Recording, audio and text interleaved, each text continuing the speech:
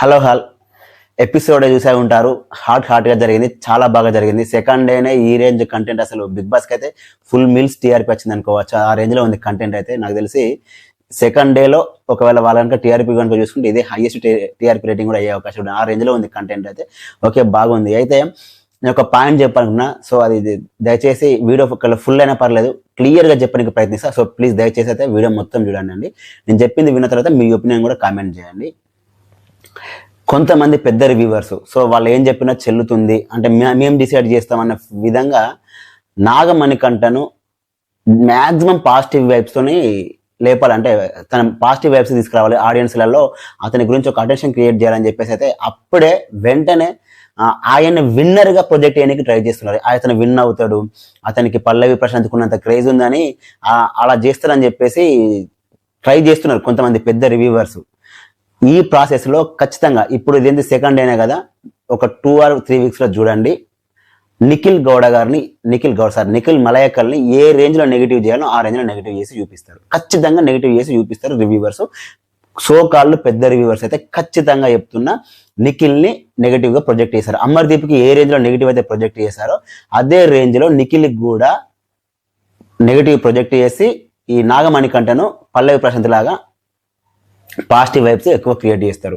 వాళ్ళు audience mind సెట్లో ఖచ్చితంగా రుద్దుతారు ఆ నిఖిల్ నెగిటివ్ యాంగిల్స్ అన్ని. నిఖిల్ ఏం చేసినా కూడా ఇది నెగిటివ్ అని చెప్పి ఆడియన్స్ మీద రుద్ది, ఈ నాగమణికంట ఏం చేసినా కూడా ఇది గుడ్, ఇది పాజిటివ్ అని చెప్పేసి ఖచ్చితంగా రుద్దారు. కొంతమంది ఒక పెద్ద రివ్యూవర్ అయితే డైరెక్ట్ పల్లవి ప్రశాంత్ ప్లేస్ని నాగమణికంటకి ఇచ్చారు.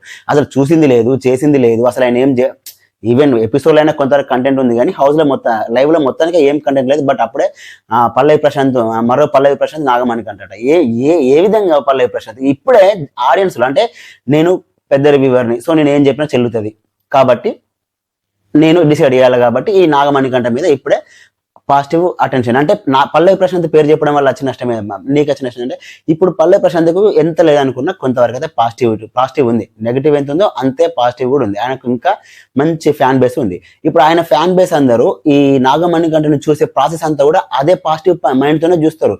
నిజంగానే పల్లవి ప్రశాంత్ లాగానే ఉన్నాడా, ఎలా బిహేవ్ చేస్తాడని ఖచ్చితంగా ఆటోమేటిక్గా మైండ్ సెట్ వెళ్ళిపోతుంది. ఒక ప్రీవియస్ విన్నర్తో కంపేర్ చేసినప్పుడు ఖచ్చితంగా పాజిటివ్ వెళ్ళిపోతుంది. ఆ పల్లవి ప్రశాంత్ ఫ్యాన్స్ ఖచ్చితంగా ఆయనకు సపోర్ట్ చేస్తారు. ఇది రివ్యూవర్స్ ఆడే గేమ్, 100% ఇది రివ్యూవర్స్ ఆడే గేమ్. ఈ గేమ్లో నిఖిల్ని ఖచ్చితంగా బలి చేస్తారు. లాస్ట్ సీజన్లో అమర్దీప్ కొన్ని మిస్టేక్స్ చేసి నెగిటివ్ యాడ్ ఒప్పుకుంటా. అతను అమర్దీప్ అంటే పాజిటివ్తో ఏం లేడు, నెగిటివ్స్ చేసి ఒప్పుకుంటా. బట్ నిఖిల్ విషయంలో ఖచ్చితంగా కూడా అదే చేసే ప్రయత్నం అయితే జరుగుతుంది. ఖచ్చితంగా జరుగుతుంది. చూడండి, మీరు కావాలనుకుంటే ఒక 2-3 వీక్స్లో చూడండి, యునానిమస్గా పెద్ద రివ్యూవర్స్ అందరూ అఖిల్కి అగేన్స్ట్ అవుతారు. నిఖిల్కి అగేన్స్ట్ అవుతారు, ఖచ్చితంగా అవుతారు. నిఖిల్కి 200% అగేన్స్ట్గా రివ్యూస్ ఇస్తారు, అతన్ని నెగిటివ్ చేస్తారు. ఆడియన్స్లో అతనికి ఏ రేంజ్లో నెగిటివ్ వేయాలో ఆ రేంజ్లో నెగిటివ్ చేసి ఈ నాగమణికంటను ఖచ్చితంగా పాజిటివ్ చేసే ప్రయత్నం జరుగుతుంది. ఇది బిగ్గెస్ట్ పిఆర్ టీమ్ స్కామ్ అండి. సో దయచేసి ఆడియన్స్ ఇదైతే ఖచ్చితంగా గుర్తుపెట్టుకోవాలి. మీరైతే ఏ రివ్యూను బ్లైండ్గా నమ్మకండి. వీలైనంత ఎక్కువ రివ్యూస్ చూసి మీరు ఒక డిసిషన్కి రండి. ఇక ఈ ఎపిసోడ్ రివ్యూలోకి వెళ్ళిపోదాం. నేను ఎక్కువ లెంత్ ఏం చేయను, షార్ట్ అండ్ స్వీట్గా చెప్తాను. ఎందుకంటే ఎక్కువ లెంత్ వీడియో ఉన్నా కూడా సరిగ్గా ఎవరు చూడట్లేదు కాబట్టి, సో నేను షార్ట్ అండ్ స్వీట్గా చెప్పడానికి ప్రయత్నిస్తానండి. ఓవరాల్గా అయితే ఈ నాగమణికంట కొంచెం షార్ట్ టెంపర్ లాగా ఉన్నాడు. ఎవరు ఏం చెప్పినా కూడా పెద్దగా వినేలాగా లేడు. నాకేమనిపిస్తుంది అంటే ఆయన చూసినప్పుడు సీజన్ 4లో అభిజిత్ బిహేవ్ చేసినట్టుగా బిహేవ్ చేద్దాం అనుకుంటున్నాడు. ఎవరితో మింగిల్ అవ్వట్లేదు, సపరేట్గా కూర్చుంటున్నాడు, తనలో తానే మాట్లాడుకుంటున్నాడు. సరే, ఓవరాల్గా అయితే నేను నాకంటూ ఒక సపరేట్ ఫ్యాన్ బేస్ ఉంది అన్నట్టుగా, అంటే నేనంటూ ఒక సపరేట్ వీళ్ళందరూ ఒక సైడ్, నేను ఒక్క సైడ్ నన్ను టార్గెట్ చేస్తున్నారు అని ఒక సింపతి పొందడానికైతే ఖచ్చితంగా ట్రై చేస్తున్నాడు. ఇంతవరకు అయితే టాస్క్లో అంటే అతనికి ఛాన్స్ రాలేదు కాబట్టి తెలియదు. ఇప్పటివరకు అయితే అలాగే ట్రై చేస్తున్నాడు. కొంతవరకు అయితే మెచ్యూర్గా మాట్లాడుతున్నాడు కానీ పుల్లలు పెట్టే రకంగా, అంటే నెగిటివ్గా, అంటే నిఖిల్కి ఎవరైతే అపోజిట్గా మాట్లాడతారో వాళ్ళతోని మంచిగా మాట్లాడి కొంచెం పుల్లలు పెట్టే క్యారెక్టర్ లాగా నాకు అనిపించింది. మేబీ ఒకవేళ నేను రాంగ్ అయితే కనుక మీరు కామెంట్ సెక్షన్లో కామెంట్ చేయండి. సో నాకైతే ఓవర్ యాక్షన్ అనిపించింది. ఇప్పుడు సరే నిఖిల్ అంటే వదిలేయండి, తను అదేంటి ఆదిత్యం విషయంలో మళ్ళీ అదే టాపిక్ తీసుకొచ్చి ఇరిటేట్ చేశాడు. ఓకే, అక్కడ విష్ణుప్రియ చెప్పింది అయితే ఏం లేదు. మీరు ఎపిసోడ్ చూస్తుంటే మీకు తెలిసి ఉంటుంది. తనకు తెలుగు వర్డ్స్ తెలియక ఏదో ఫెమినిజం ఒక వర్డ్ వాడింది.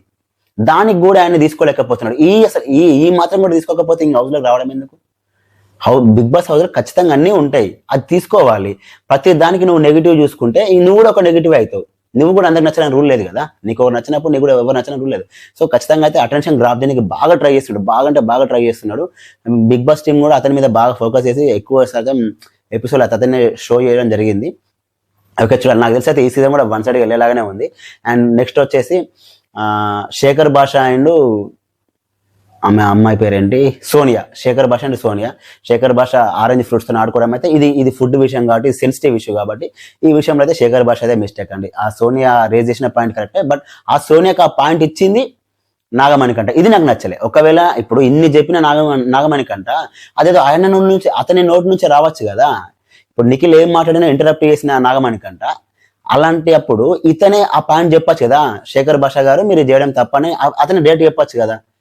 అలా చెప్పకుండా ఈ సోనియాకి చెప్పించి తర్వాత ఆమె శేఖర్ భాష ఇదంతా ఎందుకు? నువ్వు ఒక జెన్యున్ గా ఉండాలనుకుంటున్నా, నేను ఏదైనా స్ట్రేట్ ఫార్వర్డ్ మాట్లాడతాను చెప్పిన నువ్వే మళ్ళీ నువ్వే వెళ్ళి ఆ పాయింట్ సోనియాకి చెప్పడం అనేది కరెక్ట్ కాదు.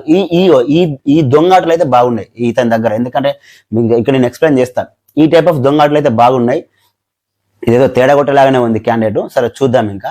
సో ఈ విషయంలో ఈ ఫుడ్ విషయంలో అయితే ఖచ్చితంగా సోనియాదే రైట్ అండి. చెప్పిన విధానం కొంత హార్ష్గా చెప్పినప్పటికీ కూడా అది ఫుడ్ విషయం కాబట్టి, అందులో లిమిటెడ్ ఫుడ్ కాబట్టి ఖచ్చితంగా ఫుడ్తో అయితే ఆడడం తప్పు. సో శేఖర్ భాష అయితే ఈ విషయంలో రాంగ్, సోనియాదే కరెక్ట్. తర్వాత కూడా వాళ్ళు కలిసిపోయారు, నేను లైవ్ లో కూడా చూశాను, వాళ్ళు ఈజీగానే వెంటనే కలిసిపోయారు. ఓకే హాయ్ బాయ్ కూడా చెప్పుకున్నారు. ఓకే ఈ విషయంలో అయితే సోనియా కరెక్ట్. అండ్ ఇంకొకటి ఏంటంటే సోనియా వర్సెస్ బేబక్క, వంట రూమ్ లో సోనియా వర్సెస్ బేబాక, ఈ విషయంలో కూడా సోనియాదే కరెక్ట్. నేను లైవ్ లో కూడా చూశానండి. యాక్చువల్ గా బేబాకకి వంట విషయంలో ఇంట్రెస్ట్ లేదు. నిఖిల్ అడిగినప్పుడు కూడా ఆమె ఏదో పెద్ద మనిషిగా చెప్పాలి కాబట్టి ఓకే చెప్పింది, కానీ తనకి ఎక్కడ కూడా అంత పెద్దగా ఇంట్రెస్ట్ లేదు. తను 2-3 కర్రీస్ చేయడం కూడా ఇష్టపడట్లేదు.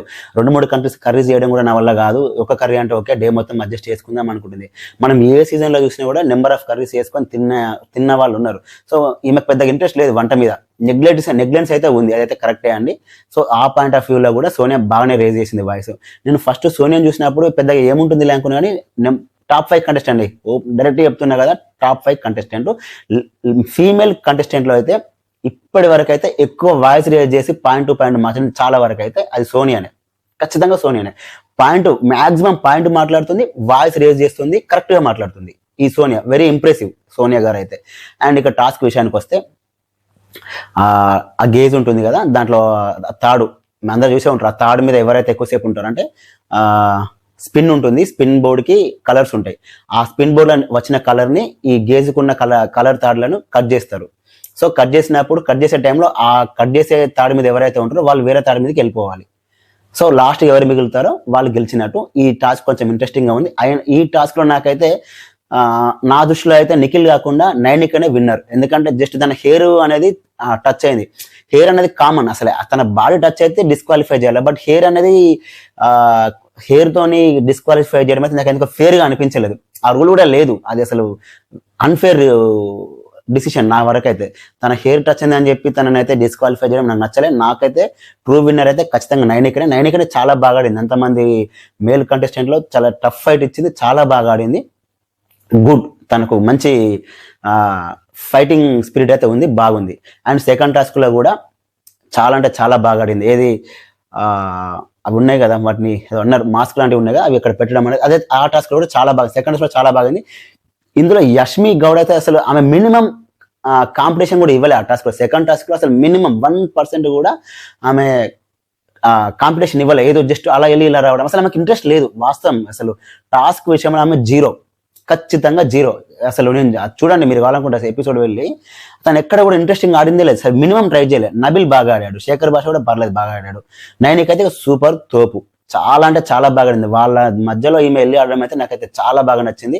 లేడీ కంటెస్టెంట్ అయితే ఒక ఫైటర్ అయితే ఉందని నాకు అనిపించింది. సో ఇప్పటి వరకు అయితే నైనిక కూడా చాలా ఇంప్రెస్ చేసింది. షీ డిజర్వ్ ఫర్ చీఫ్, ఖచ్చితంగా తను చీఫ్ గా అయితే తను డిజర్వ్ అండి. ఇంకా నెక్స్ట్ విషయానికి వస్తే ఇంకొకటి ఏంటి, టాస్కులు గెలిచి ఫస్ట్ చీఫ్ అయింది నిఖిల్, సెకండ్ టాస్క్ గెలిచి సెకండ్ చీఫ్ అయింది నైనిక. సో వీళ్ళిద్దరు కలిసి ఇంకొక థర్డ్ చీఫ్ ని వీళ్ళే ఎన్నుకోవాలి, అంటే ఏకాభిప్రాయంతో వీళ్ళు ఎన్నుకోవాలి. ఎన్నుకోవాల్సింది ఎవరెవరి నుంచి అంటే అతని పేరు నబిల్ అండ్ శేఖర్ భాష అండ్ యష్మి గౌడ, ఈ ముగ్గురులో ఎవరో ఒకరిని మూడో చీఫ్ గా ఎన్నుకోవాలి. ఎవరు ఎన్నుకోవాలి? నిఖిల్ అండ్ నైనిక ఎన్నుకోవాలి. ఇక్కడి వరకు బాగానే ఉంది. సరే సారీ బేబక్కని కూడా ఎన్నుకోవాలి వీళ్ళే. మన నబిల్, బేబక్క, శేఖర్ భాష వీళ్ళ ముగ్గురు నుంచి ఎన్నుకోవాలి. ఇక్కడ వరకు అయితే నాకు ఓకే సరే ఇదైతే రీజనబుల్గా ఉంది అనుకోవచ్చు. వీళ్ళు చెప్పిన పాయింట్స్ ఏవైతే ఉన్నాయో అవి దరిద్రం. వన్ సైడెడ్గా బియాస్డ్గా తీసుకున్న డిసిషన్ ఇదైతే. ఈ డిసిషన్లో అయితే యునానిమస్గా బియాస్డ్ ఇది. ఖచ్చితంగా పర్ఫెక్ట్ అర్హత ఎవరికి ఉందంటే అది నబిల్కే ఉంది. ఎందుకంటే నబిల్ ఫస్ట్ టాస్క్ లో బాగా ట్రై చేశాడు, సెకండ్ టాస్క్ కూడా బాగా ట్రై చేశాడు. అలాంటి కంటెస్టెంట్ పక్కన పడేసి అతను ఎక్కడ వాయిస్ రేజ్ చేయట్లేదు అని చెప్పేసి ఈ యష్మిని సెలెక్ట్ చేశారు. శేఖర్ భాషను ఎందుకు సెలెక్ట్ చేయలేదంటే అంటే చీఫ్ ఎందుకు సెలెక్ట్ చేయలేదంటే మీరు అంత రెస్పాన్సిబిలిటీ తీసుకురండి, మీకు కొంచెం షార్ట్ టెంపర్ ఎక్కువ ఉంది కాబట్టి మేము తీసుకోవట్లేదు అన్నాడు. తను పెద్ద ఆర్గ్యుమెంట్ చేయలేదు, వెళ్ళిపోయాడు. ఓకే. నబిల్ని ఎందుకు తీసుకోవాలంటే నీ వాయిస్ ఎక్కడ బయటకు రాలేదు, సో అందుకే నేను తీసుకోవాలని చెప్పారు. ఓకే. బేబక్కని ఎందుకు తీసుకోలేదంటే మీరు రెస్పాన్సిబిలిటీ తీసుకోవాలని ఇర్రెస్పాన్సిబుల్గా ఉన్నారు కాబట్టి మిమ్మల్ని కూడా మేము తీసుకోవాలన్నారు. ఓకే. మరి యష్మిలో ఏం చూసారు వీళ్ళు రెస్పాన్సిబిలిటీ?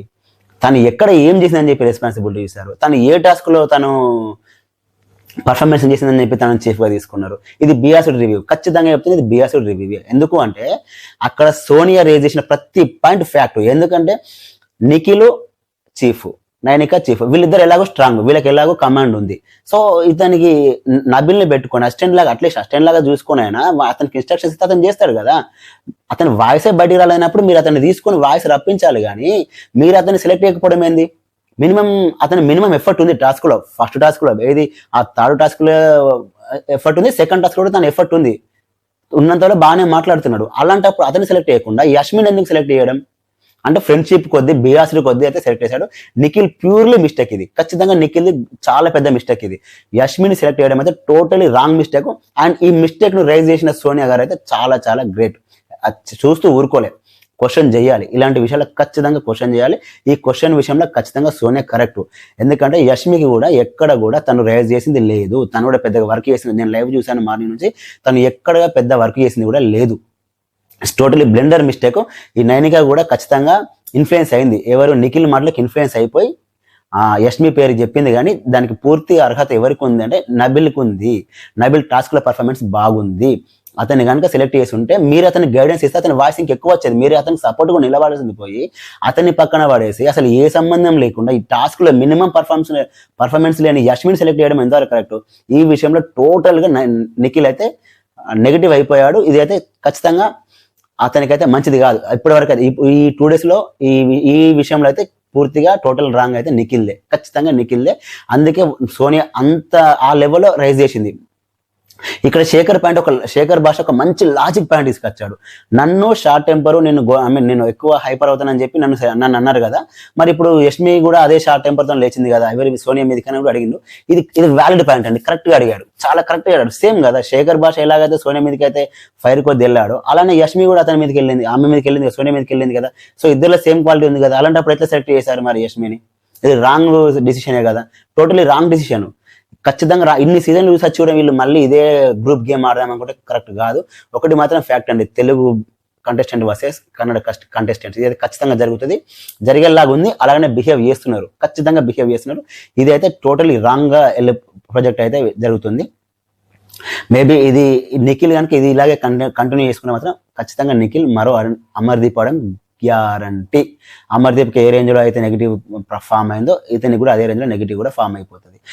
ఆల్రెడీ రివ్యూవర్స్ ఎక్కడ దొరుకుతారా అని చెప్పి కాచుకొని కూర్చున్నారు ఆయన మీద. ఎక్కడ ఏ పాయింట్ దొరికితే అది లాగే ఆయన నెగిటివ్ చేద్దామని ఖచ్చితంగా రెడీ ఉన్నారు నిఖిల్ విషయంలో. ఈయన ఇంకా ఇలాంటి మిస్టేక్ చేసుకుంటా పోతే ఇంకా అది ఎక్కువ అవుతుంది తప్ప తక్కువ కాదు, ఖచ్చితంగా ఎక్కువ. నాకు ఈ నిఖిల్ని చూస్తే అమర్దీప్ అండ్ సీజన్ 4 లో అఖిల్ గుర్తుకొస్తున్నాడు. వీళ్ళిద్దరు మిక్స్ చేస్తే వచ్చిన కంటెస్టెంటే ఈ నిఖిల్ లాగా అనిపిస్తుంది. అతను మాట్లాడిన అఖిల్ లాగా అనిపిస్తుంది, బిహేవియర్ ఏమో అమర్దీప్ లాగా ఉంది. సో చూడాలి మరి ఇతను ఎంతవరకు ఉంటాడు అన్నది. ఇదండి ఇప్పటి వరకు ఉన్న రివ్యూ. సో దయచేసి మన ఛానల్ని సబ్స్క్రైబ్ చేసుకోండి, అలాగే మన ఈ వీడియోని లైక్ చేయండి. మన ఛానల్ లైవ్ అప్డేట్స్ కూడా ఉంటాయి. So please like and subscribe అండి. Thanks for watching.